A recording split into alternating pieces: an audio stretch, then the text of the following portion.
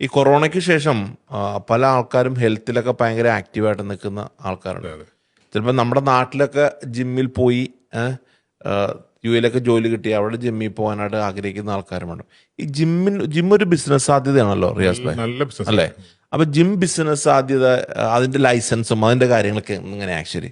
ഈ ജിമ്മിന്റെ ബിസിനസ് സാധ്യത ഇപ്പൊ പ്രത്യേകിച്ച് നന്നായിട്ട് ഇപ്പോൾ ജിമ്മുകൾ വന്നുകൊണ്ടിരിക്കുന്നുണ്ട്. കറക്റ്റാണ് പറഞ്ഞത്. ഈ കൊറോണയ്ക്ക് ശേഷം ഹെൽത്ത് കോൺഷ്യസ് ആയി വന്നില്ല.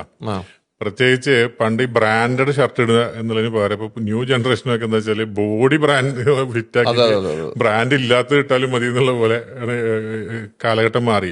അപ്പോ ജിമ്മിന്റെ സാധ്യത ദുബായ് മാത്രമല്ല എല്ലാ എമിറേറ്റ്സുകളിലും ജിമ്മിന്റെ സാധ്യത ഉണ്ട്. പ്രത്യേകിച്ച് അത്യാവശ്യം ഇൻവെസ്റ്റ്മെന്റ് വെച്ച് നോക്കുമ്പോൾ നല്ല റിട്ടേൺ ഓഫ് ഇൻവെസ്റ്റ്മെന്റ് കിട്ടുന്ന ROI ഉള്ള ബിസിനസ്സാണ്. ഈ ജിമ്മ് തുടങ്ങേണ്ട ഒരു കാര്യം വളരെ സിമ്പിൾ ആണ്. ഇപ്പൊ UAE സംബന്ധിച്ചിടത്തോളം ഇപ്പൊ ദുബായ് എമിറേറ്റിലാണെങ്കിൽ 3 ആക്ടിവിറ്റീസ് സാധാരണ നമ്മളൊക്കെ ഇട്ട് കൊടുക്കാറുണ്ട്. ഒന്ന് ബോഡി ബിൽഡിംഗ് ക്ലബ്ബ് എന്ന് പറഞ്ഞിട്ടൊരു ആക്ടിവിറ്റി ഉണ്ട്.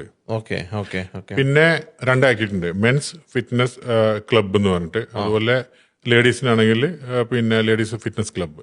അപ്പൊ സാധാരണ ഈ 3 ആക്ടിവിറ്റീസ് ഇടാറുണ്ട്. ഈ 3 ആക്ടിവിറ്റീസും ഒരു ലൈസൻസിൽ ഇട്ടാലും സ്പോർട്സ് കൗൺസിലിന്റെ ഫീസ് എന്ന് പറഞ്ഞാൽ 500 dirhams ആണ് ആ ഫീസ് ഉള്ളൂ. ഞാൻ പറഞ്ഞതിൽ സ്പോർട്സ് കൗൺസിൽ എന്ന് പറയുന്ന ഒരു എക്സ്റ്റേണൽ അപ്രൂവൽ എടുത്തിട്ട് വേണം നമ്മൾ ഈ ജിമ്മ് തുടങ്ങാനായിട്ട്. ഇതാണ് അതിന്റെ ബേസിക് ആയിട്ടുള്ള കാര്യങ്ങൾ. അപ്പം ജിം ഒരു നല്ല ബിസിനസ്സാണ്. പിന്നെ അതുപോലെ തന്നെ മറ്റ് എമിറേറ്റുകളാണെങ്കിൽ മറ്റ് പിന്നെ ആക്ടിവിറ്റീസ് ഓരോ എമിറേറ്റിനനുസരിച്ചിട്ടുണ്ട്, ഓരോ ഡിപ്പാർട്ട്മെന്റ് ആയിട്ടുണ്ട്. അപ്പോൾ പിന്നെ അതിനകത്ത് തന്നെ നമുക്ക് വേണമെന്നുണ്ട് ഇപ്പൊ ചിലര് ഇപ്പൊ നമുക്ക് സൂംബ,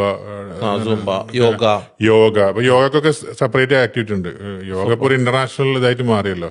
യോഗക്ക് ദുബായിൽ യോഗ സെന്റർ എന്ന് പറഞ്ഞിട്ട് ആക്ടിവിറ്റി ഉണ്ട്. അപ്പൊ നമുക്ക് അതൊക്കെ ഇതിലേക്ക് കൊണ്ടുവരാൻ സാധിക്കും. പക്ഷെ അതിന്റെ എക്സ്റ്റേണൽ അപ്രൂവൽ ഡിപ്പാർട്ട്മെന്റിന് എടുക്കണമെന്നേ ഉള്ളൂ. പിന്നെ അപ്പൊ എന്താണെന്ന് വെച്ചാൽ നമുക്കിപ്പോ ഒരു ക്ലയന്റ് വന്നാൽ, ഇപ്പൊ നിങ്ങൾ ഒരു ലൈസൻസ് ഉണ്ടാക്കാൻ ഒരു ക്ലയന്റ് വന്നാൽ നമുക്ക് അവരുടെ റിക്വയർമെന്റ് അനുസരിച്ചിട്ട് എന്ത് ചെയ്യാൻ പറ്റും, നമുക്കത് കസ്റ്റമൈസ് ചെയ്ത് കൊടുക്കാം, അങ്ങനെ പറയാം. അതായത് ആക്ടിവിറ്റീസിന്റെ കേസിൽ അവർ പറയുന്ന കാര്യങ്ങൾ വെച്ചുകൊണ്ട് നമുക്ക് ലൈസൻസ് ഉണ്ടാക്കി കൊടുക്കാൻ പറ്റും. അപ്പൊ അതിനുള്ള സാധ്യതയുണ്ട് അവിടെ? തീർച്ചയായും സാധ്യതയുണ്ട്.